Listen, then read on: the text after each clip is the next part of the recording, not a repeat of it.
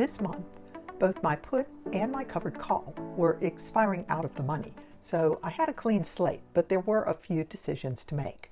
I looked at rolling the put, saw some misleading pricing and just chose to let it expire, sold a new put at $90, and then had to decide what to do with my covered call, roll it straight out or move the strike. I went back to my trade log and made a decision based on the notes and instructions I had written to myself when I opened the trades. With T. Rowe Price trading at $96.86, both my $90 put and my $100 covered call are expiring out of the money today, which should give me a couple of really easy rolls. But looking at the option chain, this $90 put, for some reason, has an ask of $2.15 a share. So it looks here like it would cost me $107.50 to close my current open put. But I know that this number is misleading because there are no bids and just this outlier ask of $2.15. So that may make this roll hard, but I'm not worried about it because if I can't get this position to close, I do have enough cash available to just sell a new $90 put outright. So let's see if we can get this to roll. I'm going to ask for $90, and if it won't fill as a roll, I'll just sell this new $90 put outright, expiring on May 15th. As I suspected, that roll doesn't seem to be happening, so I'm just going to sell a new cash secured put with a $90 strike expiring in 28 days, and it filled at 90 cents a share.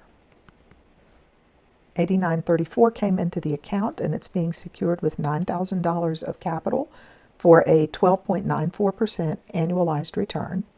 And before I straight roll the $100 call, I just want to check and see how much premium I could generate if I rolled it up to 105. Looks like I can bring in about $165 or $175 for the $100 call and probably $45 for the $105 call. I'm going to go back and see if I wrote any instructions to myself when I originally opened this. This is where that trade log really matters. It's not just tracking numbers. It shows me how much income I've already brought in from puts, calls, and dividends, and what my actual adjusted cost basis is. Without that, it would be very easy to make the wrong decision here, either chasing premium or locking in gains too early.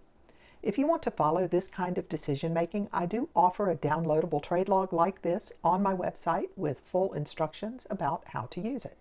So I'm going back and looking at February and March. In February, I was assigned to buy 100 shares and paid $115 a share for them at a time when the share price was really going down. And to try to reduce my cost basis, a month later, I bought 110 shares, paying $92.58 for them. At the time I did that, I brought my share count up to 360. And on February 4th, 2026, I bought 125 shares and paid $96.98 for them. And at the time, I wrote instructions to myself to hold these through the March 2026 ex-dividend date and to expect about $620 in dividend income. So at this point, I have met this goal of receiving the dividend payment, and selling the shares at $100 would give me about $300 in capital gains for 100 shares. So for all of those reasons, I'm going to keep my strike price at 100. And if it goes in the money, I'm probably going to either accept assignment or keep straight rolling it at 100 if it's generating enough premiums to make it worth it.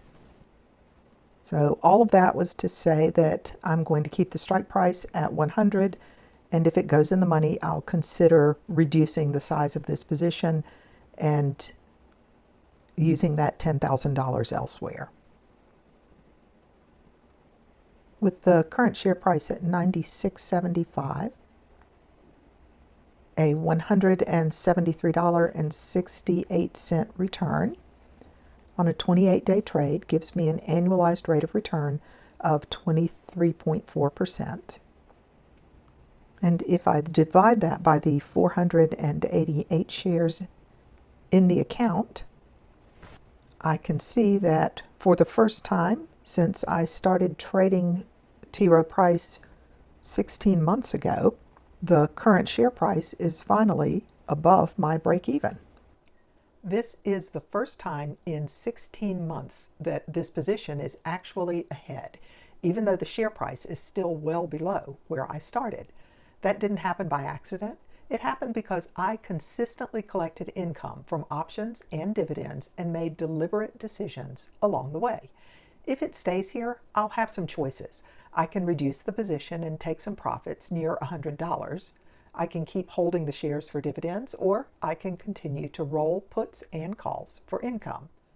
That's exactly where I want to be, where the next decision is optimal, not just a repair.